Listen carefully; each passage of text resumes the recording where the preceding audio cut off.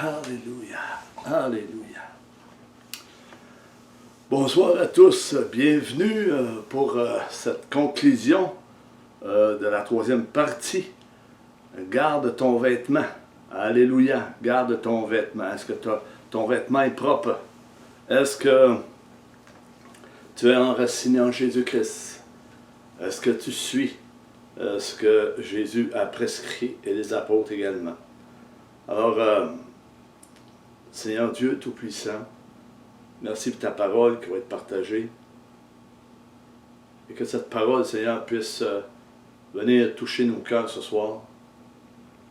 Et qu'on puisse apprécier ce que tu nous donnes tous les jours. Tu nous parles encore aujourd'hui, à travers ta parole, par ton esprit. Bienvenue. Alors que tout soit fait selon ta direction, selon ton esprit ce soir. Je prie pour tous ceux qui sont là. Bienvenue à vous tous.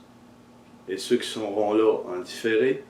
Que Dieu vous bénisse abondamment et que cette parole puisse venir toucher vos cœurs ce soir dans le nom puissant de Jésus. On continue sur ce message que Dieu a déposé dans mon cœur. Garde ton vêtement. Garde ton vêtement. Et nous étions rendus, oui, à la troisième partie. Cette vérité divine vient par un engagement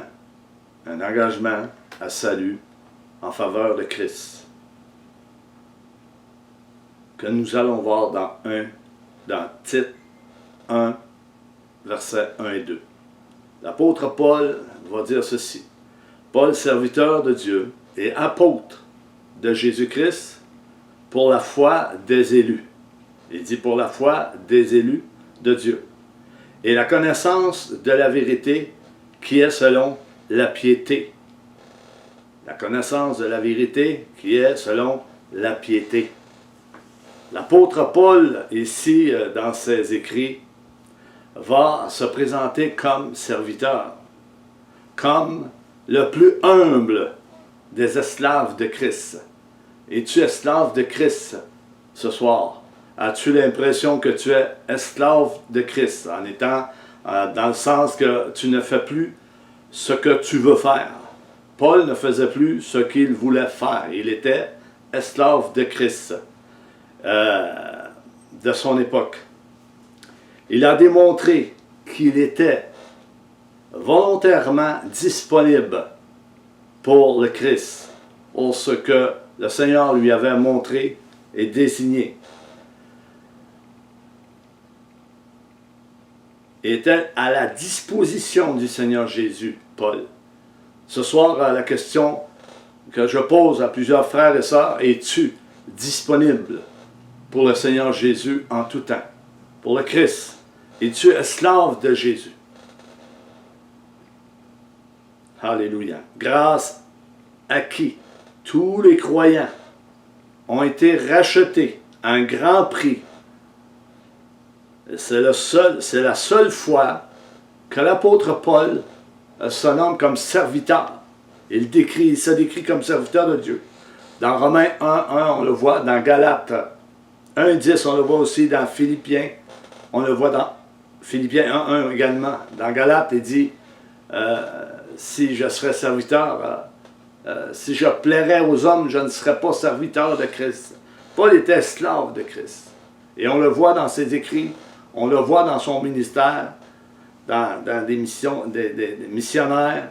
On le voit parcourir les villages ici et là, emprisonné pour Christ.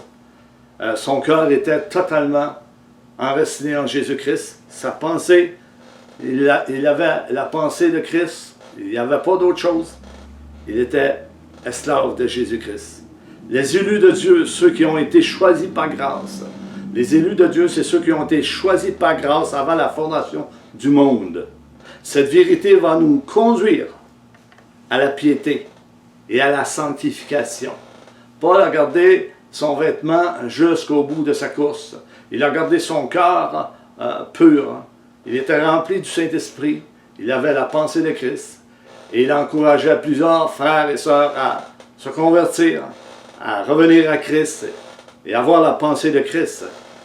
Paul était un serviteur, mais également un apôtre. Il avait une mission, comme plusieurs d'entre nous sommes appelés à avoir une mission. Quand je parle des élus, on a vu dans la deuxième partie, il y avait des élus, des fidèles et des appelés. Trois catégories différentes. Alléluia. Le verset 2 de Tite 1, ça dit « Lesquels reposent sur l'espérance de la vie éternelle, promise, dès les plus anciens temps, par le Dieu qui ne ment point. » Dieu ne ment point. Elle est promise. Cette espérance, elle est promise et garantie par Dieu à tous les croyants. Elle va fournir l'endurance et la patience nécessaires pour y parvenir. Dans Jean 6, 37, 40, on va le lire, Jean 6,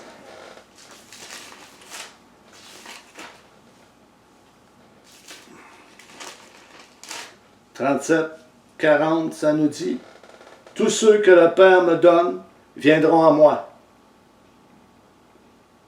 et je ne mettrai pas dehors celui qui vient à moi, car je suis descendu du ciel pour faire non ma volonté, mais la volonté de celui qui m'a envoyé. Or, la volonté de celui qui m'a envoyé, c'est que je ne perde rien de tout ce qu'il m'a donné, mais que je le ressuscite au dernier jour.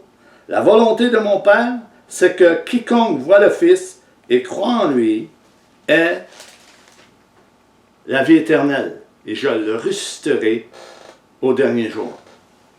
Alléluia. Dieu, quand il appelle, c'est Dieu qui appelle. Et personne, la parole nous dit que personne ne pourra les ravir de sa main. Amen. Alléluia. Garde ton vêtement. Nous savons, frères et sœurs, que lorsque notre chemise ou notre chandail est sale, on va le mettre dans la machine, on va laver. On va laver notre chemise, notre chandail, on va le nettoyer.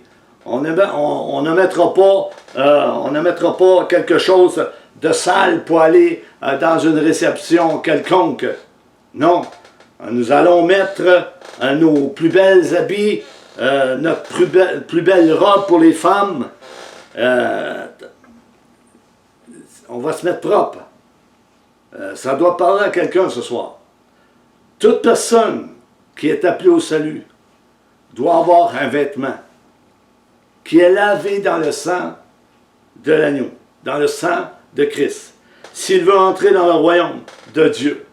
Un exemple dans Luc, le fils perdu, il est revenu vers le Père. Le Père priait. C'est un exemple que je donne ce soir. Il y en a qui sont un peu perdus et ils n'espèrent plus. Mais le fils perdu, le fils prodige, il est revenu à la maison et qu'est-ce que le Père a fait? Il lui a mis une belle robe blanche et un anneau au doigt et il y a eu une grosse réception en son honneur. Alléluia.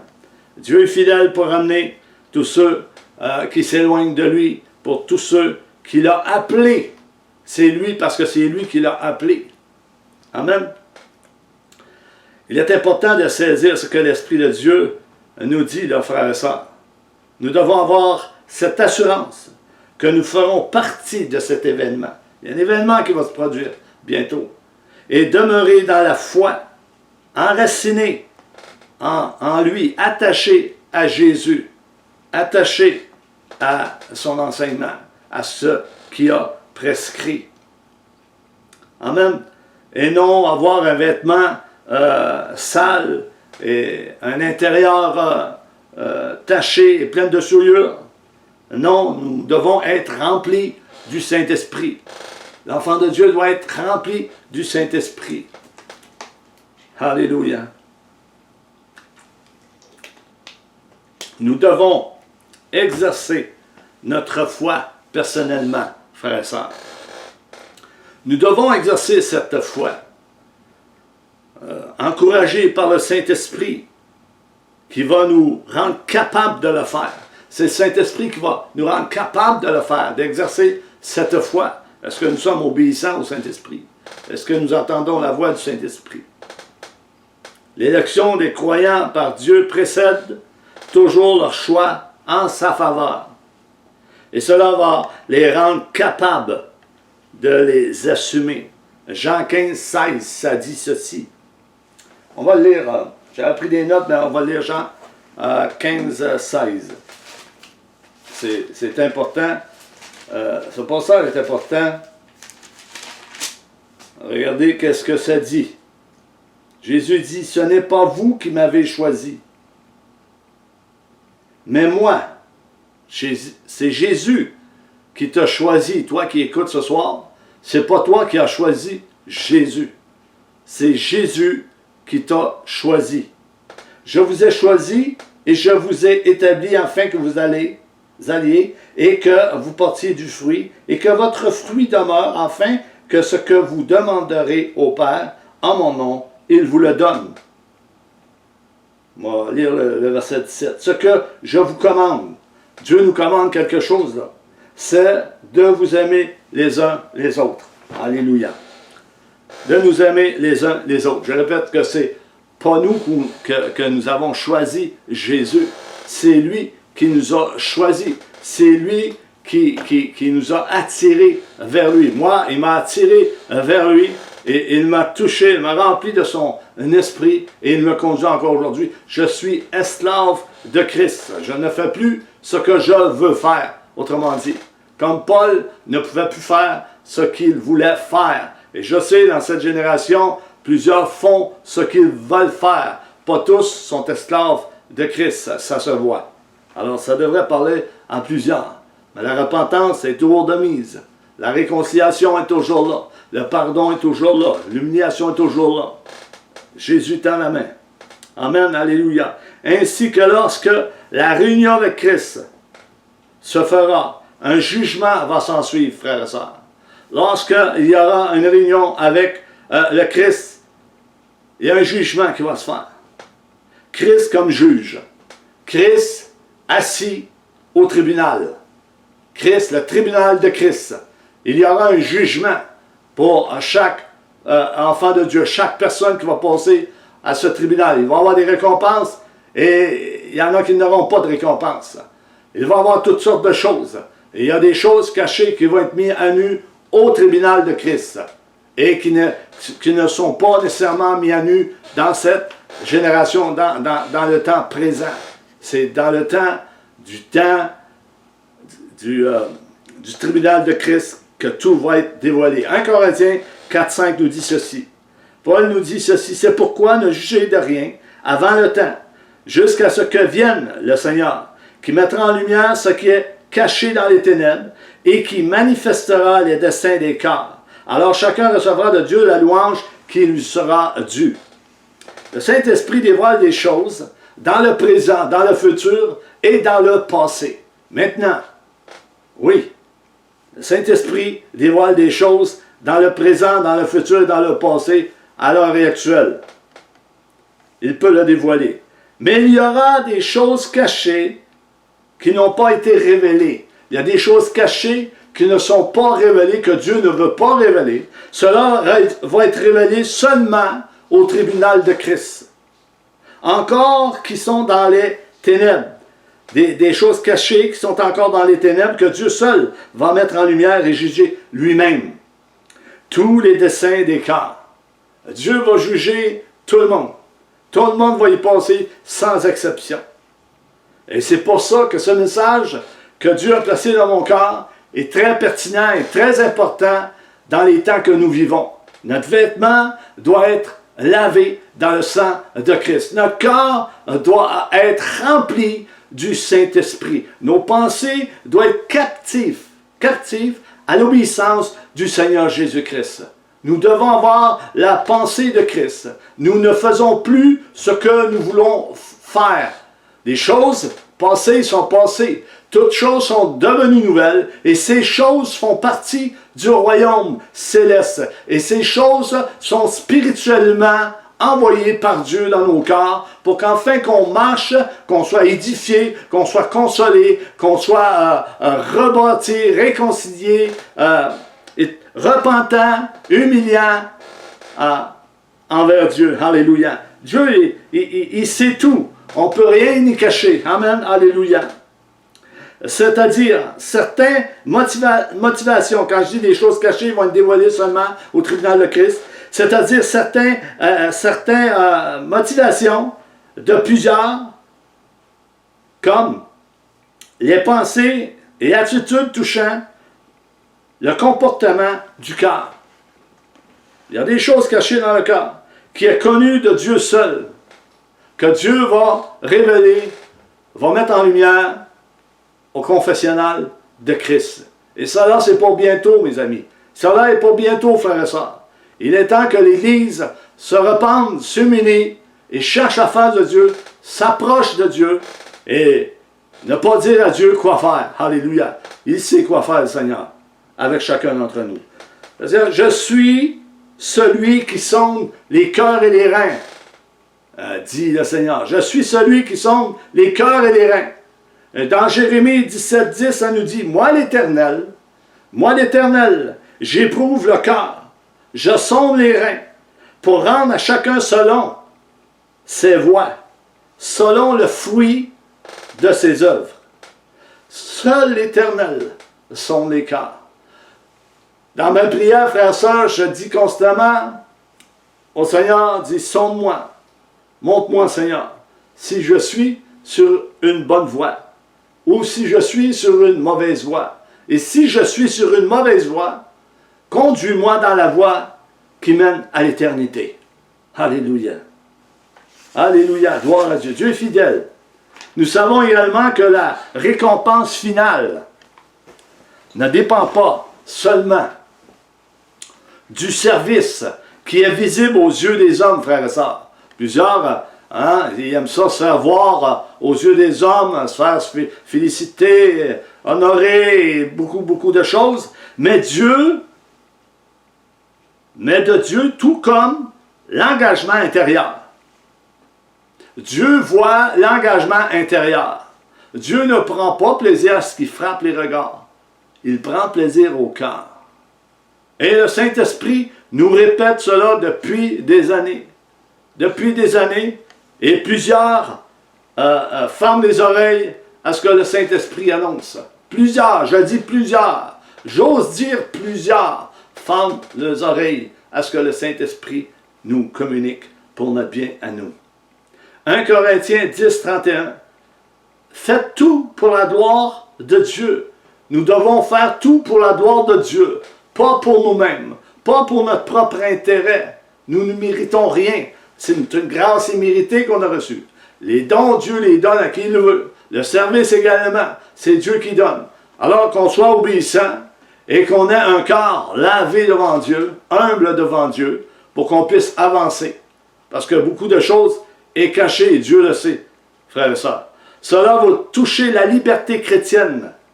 Cela touche la liberté chrétienne quand faites tout pour la gloire de Dieu. Paul dit, soit donc que vous mangiez, soit que vous buvez, soit que vous faisiez quelques autres choses, faites tout pour la gloire de Dieu.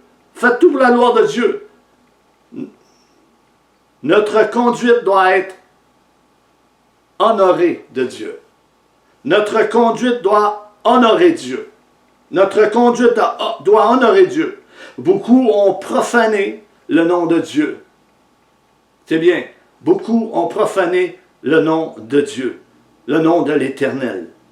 Ils ont traité le nom de Dieu sans respect. Nous voyons, la crainte de Dieu n'est plus dans certaines assemblées, n'est plus dans certains cœurs d'enfants de Dieu. Sans respect. Ils ont violé l'alliance de Dieu, de l'Éternel.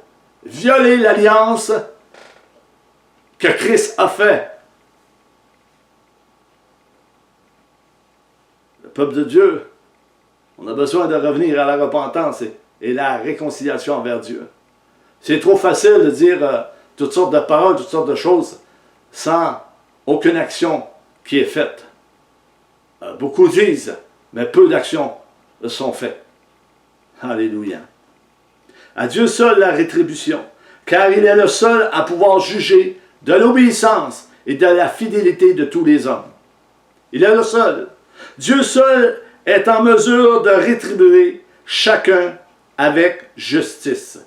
1 Corinthiens 3, 12, 14. On va le lire.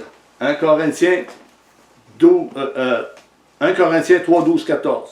Ça nous dit: Or, si quelqu'un, c'est comment tu as bâti ta maison. Et le Saint-Esprit a déjà parlé sur cela. Jésus a voulu construire avec quelques hommes, mais ils n'ont pas voulu que Jésus construise avec eux. Ils ont construit leur propre maison par leur propre intérêt. Et regardez bien ce que ça dit. La parole de Dieu est la parole de Dieu, elle est oui et amen. Or, si quelqu'un bâtit sur ce fondement, il parle, je vais lire le 11 avant, car personne ne peut poser un autre fondement que celui qui a été posé, savoir Jésus-Christ, la pierre angulaire, la pierre d'angle, la principale, le fondement de l'Église. Or, si quelqu'un bâtit sur ce fondement, avec de l'or, de l'argent, et ça on le voit aujourd'hui, la prospérité de certaines églises et d'hommes de Dieu et de femmes de Dieu, ça on le voit, j'ose le dire parce que c'est là, de l'argent, des pierres précieuses, du bois, du foin, du chaume, l'œuvre de chacun sera manifestée. Car le jour la fera connaître parce qu'elle se révélera dans le feu. Et le feu éprouvera ce qu'est l'œuvre de chacun. 14. Si l'œuvre bâtie par quelqu'un sur le fondement subsiste, il recevra une récompense. Si ta maison, ton vêtement est propre, est bâti sur le bon fondement, tu auras cette récompense que Dieu a promis à chaque enfant de Dieu. Amen. Gloire à Dieu. L'apôtre Jean, dans son passage, nous donne une direction, une directive et un avertissement qui est très sérieux, frères et sœurs. La parole de Dieu est très sérieuse. Ce qu'on vit présentement est très sérieux. Et plusieurs prennent les choses à la légère. Ce passage est très clair quand Jean nous dit ceci. Car ça nous dit de garder l'assurance de notre salut. As-tu l'assurance de ton salut? Pas seulement le dire, mais de le mettre en pratique et d'exercer tout ce que le Seigneur a commandé, nous a commandé de faire, chacun d'entre nous. L'assurance de son événement, pour qu'enfin nous n'ayons pas honte d'être éloignés de lui lorsqu'il paraîtra, frère et sœur. Es-tu attaché à Jésus? Es-tu attaché à son enseignement? Es-tu attaché à cette pierre angulaire qui est devenue pour certains une pierre d'achoppement et un rocher de scandale pour certains? Ton vêtement est lavé. Ton vêtement est-il lavé? Ou il est sale? Ou il est plein de rapines, comme j'expliquais dans la deuxième partie, les rapines de l'hypocrisie, du vol, de la médisance et toutes ces choses, comme les pharisiens le faisaient, le mensonge, les ruses, les mal intentionnés. Tout part du cœur, frères et sœurs. Frères et sœurs, nous devons garder cette assurance qui signifie un franc-parler et liberté de parole de ce que nous avons reçu de l'Esprit dès notre conversion. L'apôtre Paul dira ceci dans ses épîtres, « J'ai cru, c'est pour cela que j'ai parlé en son nom. » Paul a parlé au nom du Seigneur Jésus-Christ. Il a reçu, il était esclave de Christ. Il ne s'est pas empêché de dire ce qu'il attendait, ce que Jésus lui a dit. Il le dit publiquement. Et même les frères de Jésus ont dit, si tu veux te montrer, montre-toi publiquement, Jésus. Monte à la fête, puis montre-toi publiquement. Prouve que tu es vraiment le Messie, que tu es vraiment le Fils de Dieu. Prouve-le publiquement. Alléluia. Et non en cachette. Alléluia. 2 Corinthiens 4, 13 nous dit ceci. Et comme nous avons le même esprit de foi, qui est exprimé dans cette parole de l'Écriture, j'ai cru, c'est pourquoi j'ai parlé, nous aussi nous croyons. C'est Paul qui parle. Nous aussi, nous croyons, et c'est pour cela que nous parlons en son nom. C'est pour cela que nous disons ce que nous avons vu et ce que nous avons entendu librement par l'Esprit. Alléluia. Il faut qu'on soit rempli du Saint-Esprit. Gloire à Dieu. Écoutez bien, frères et sœurs. Ceux qui possèdent le salut auront cette pleine confiance lors du retour de Christ. Parce qu'ils seront trouvés sans reproche, attachés à Christ, sans compromettre sa parole. Leurs vêtements seront lavés dans le sang de l'agneau, dans le sang de Christ. Dans une marche de sainteté qui repose sur une relation complète avec Christ. Une relation complète avec Jésus-Christ. Avoir une relation intime avec Christ tous les jours, pas seulement le dimanche matin. Je ne sais pas si on va pouvoir passer à travers. Alléluia. Gloire à Dieu. Dans le sang de l'agneau, dans une marche de sainteté qui repose sur une relation complète avec Christ et son enseignement, et qu'ils auront gardé sa parole. Sa parole, sans la diluer, sans la falsifier, pour un intérêt personnel. Et plusieurs ont fait ces choses pour un intérêt personnel. Ils en rendent compte à Dieu. Alléluia. Dieu s'occupe de eux. Prions, frères et sœurs, pour l'Église. Prions pour ceux qui sont attristés. Prions pour ceux qui sont abattus. Prions pour ceux qui sont malades. Prions pour ceux qui sont confus. Prions pour ceux qui s'éloignent du corps de Christ, qui s'éloignent de la sainteté. Prions pour le corps de Christ. Prions pour les serviteurs, pour ceux qui enseignent la parole, ceux qui prêchent la parole de Dieu. Prions pour eux. Amen. Alléluia. La parole dit, parce que tu as gardé ma parole, mon enseignement, ma doctrine, mon amour, et que tu as persévéré dans l'obéissance de la foi, et je te garderai de l'or de la tentation qui va venir sur ce monde d'impies, sur ce monde de ténèbres, qui refuse de croire à ma parole, qui refuse toujours de se convertir et qui résiste à ma parole et à mon esprit. Apocalypse 3:10. Il dit, parce que tu as peu de puissance, mais tu as gardé ma parole, je te garderai de l'or, de la tentation qui vient sur le monde entier. Dieu va garder ses fidèles, ses élus et ses appelés. L'apôtre Paul dira ceci dans Éphésiens 5:27.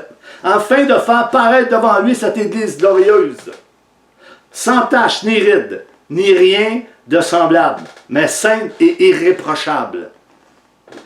Écoutez bien, il y a certains hommes et de femmes qui sont répréhensibles dans cette génération. Ce sont des pierres d'achoppement pour l'Église du Seigneur Jésus-Christ. Il doit être repris avec douceur et avec amour. Amen. Il y a des hommes de Dieu et des femmes de Dieu qui sont répréhensibles devant les hommes et devant Dieu. Il doit être repris avec douceur et amour. Amen. 1 Thessaloniciens 3, 12, 13 nous dit ceci. Que le Seigneur vous remplisse jusqu'à en déborder d'amour les uns pour les autres et envers tous les hommes, à l'exemple de l'amour que nous vous portons. L'apôtre Paul qui parle. 13. Qu'il affermisse ainsi votre cœur pour que vous soyez saints, irréprochables devant Dieu notre Père, au jour où notre Seigneur Jésus-Christ viendra avec tous ses saints anges.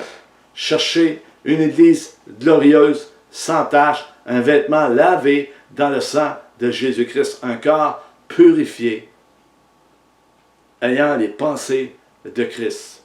Amen. Comment on peut mettre ces choses en pratique, frères et sœurs? C'est beau, on peut les dire, on peut citer des choses, tout et tout.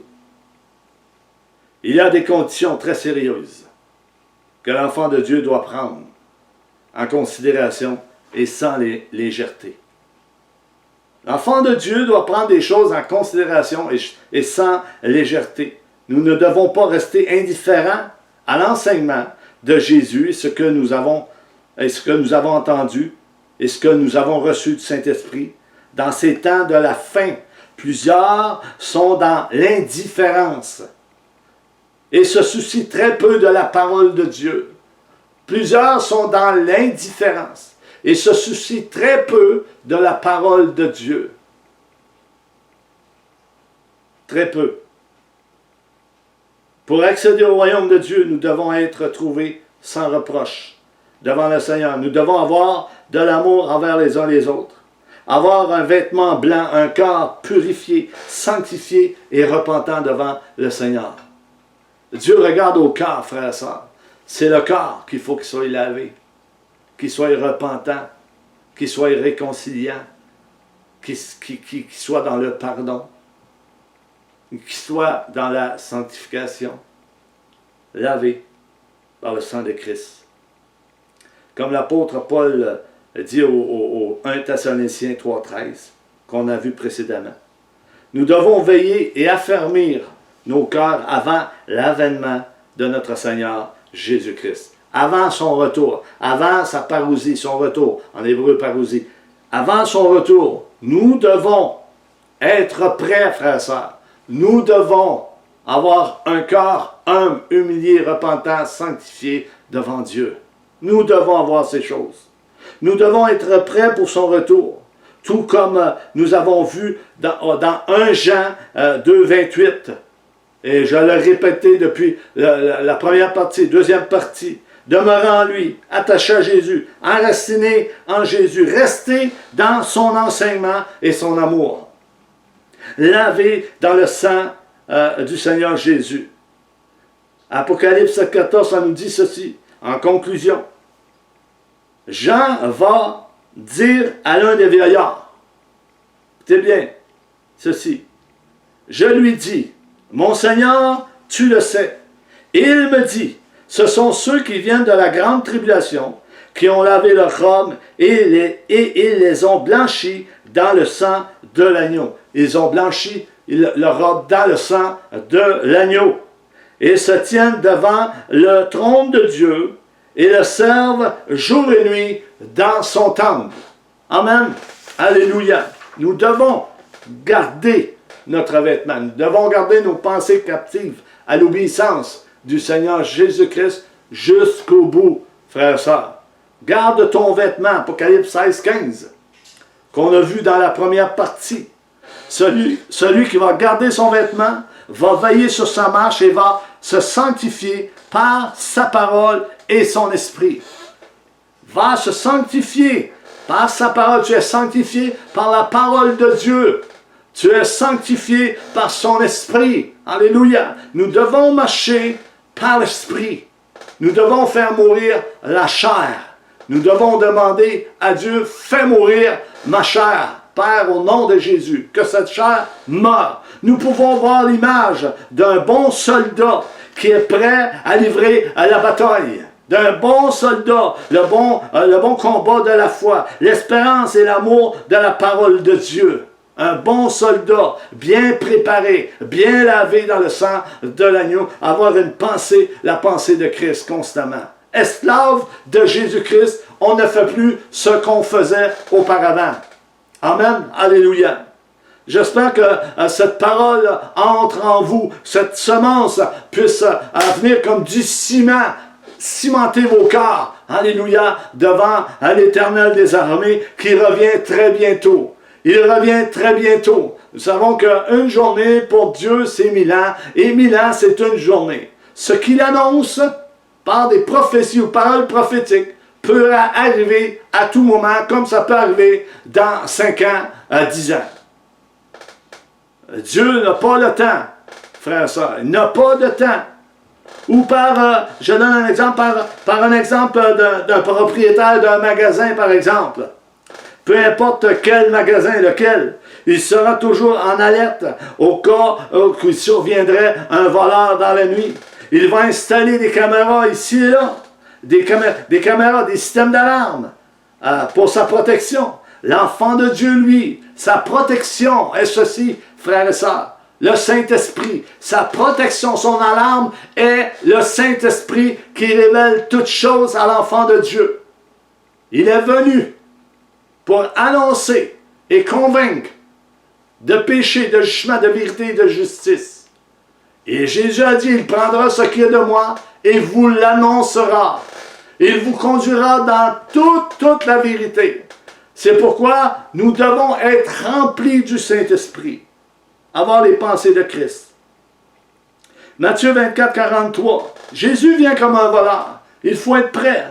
Sachez-le bien, si le maître de la maison savait à quelle heure, à quelle veille de la nuit le voleur doit venir, il veillerait et ne laisserait pas percer sa maison. Comme le propriétaire d'un magasin. Il veille, il a mis des caméras, des systèmes d'alarme.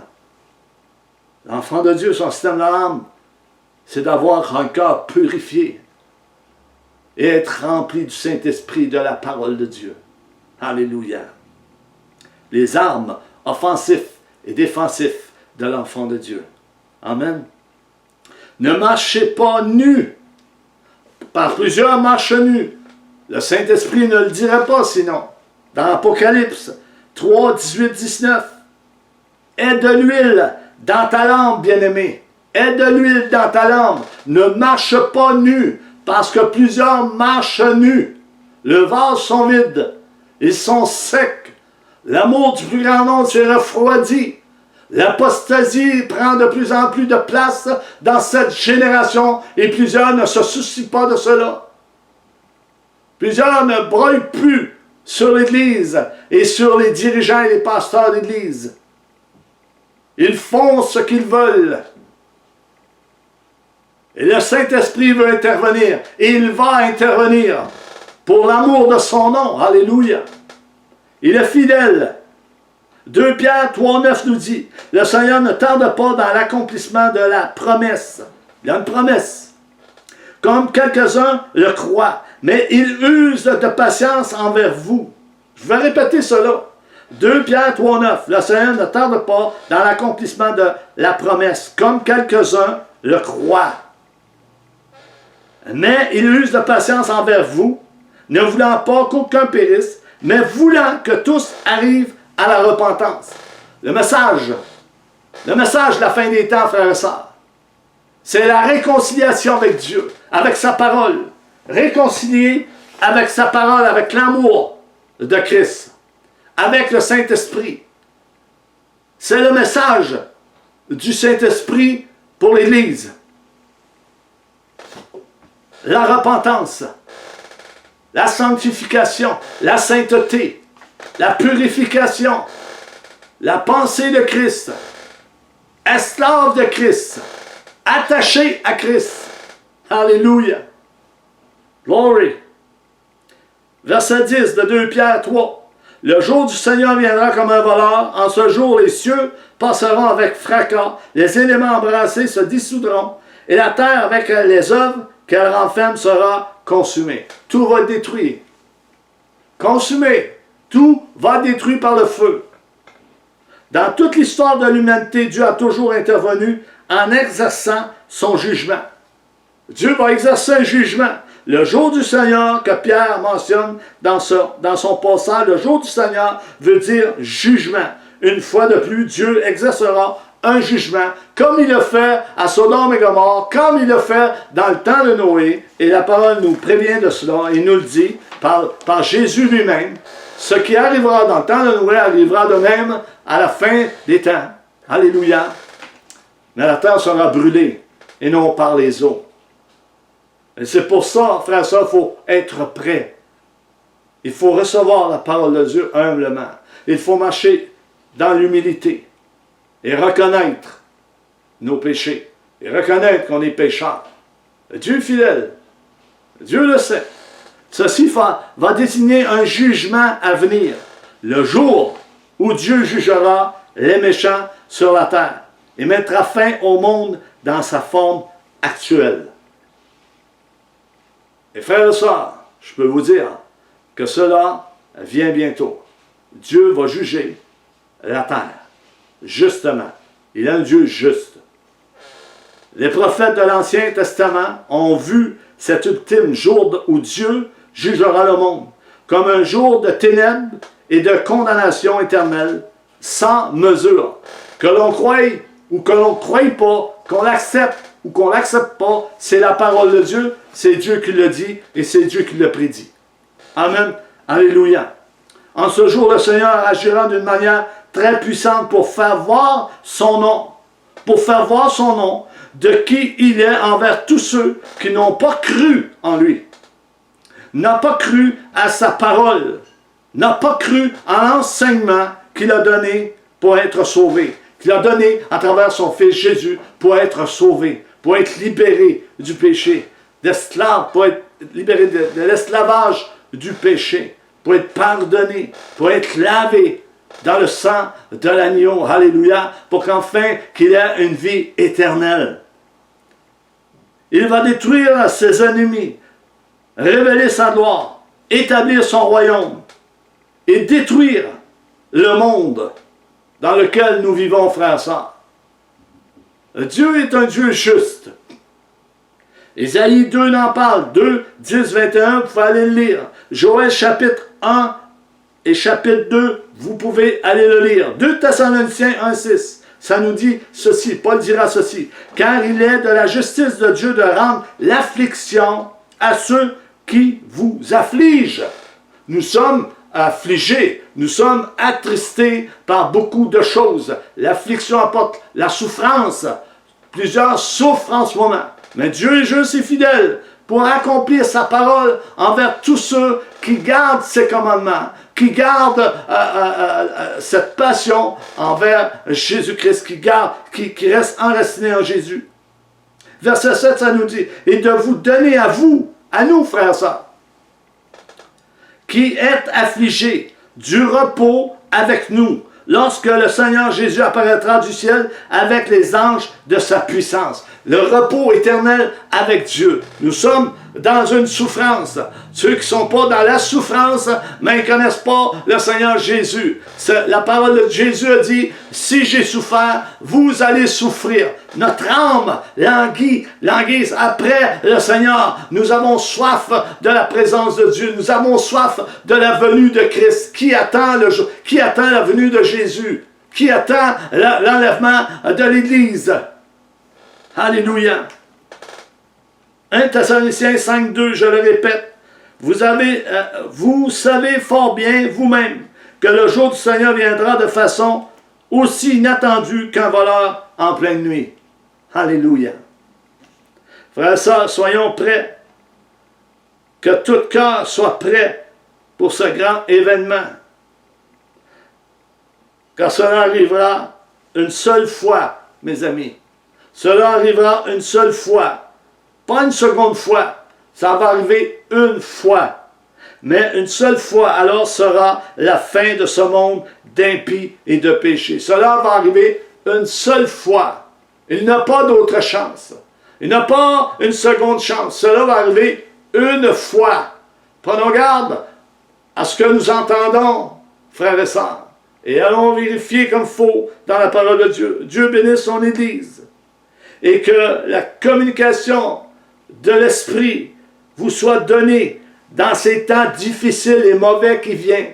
Que le Saint-Esprit puisse venir sur l'Église et que tous les dons soient manifestés pour l'avancement du corps de Christ, pour édifier le corps de Christ, pour que l'Église soit bâtie et qu'elle soit ferme, en maturité, à l'image de Jésus-Christ, pour combattre ce combat qui va être là jusqu'à la fin. Parce que là, je te prie pour ton Église, je te prie, mes frères et sœurs, que tu puisses les remplir de ton esprit, que tu puisses te révéler à chacun d'entre nous dans ces temps que nous vivons, même si quelques-uns voient ces temps faciles ou beaux, et il n'y a rien qui les dérange, mais spirituellement, c'est la guerre. Il y a une guerre qui se fait.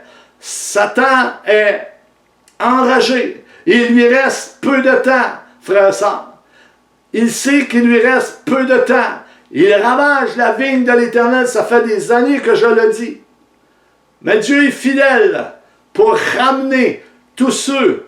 Si tu as soif, il y a un grand si. Et je pourrais énumérer des si dans la parole de Dieu. Ici et là. Ça prend, c'est au conditionnel, il y a un si à quelque part dans la parole de Dieu. Et on doit veiller, on doit être prêt à le retour de Jésus-Christ et être prêt à recevoir ce que le Saint-Esprit nous communique dans ces temps de la fin, parce que plusieurs prennent les choses à la légère.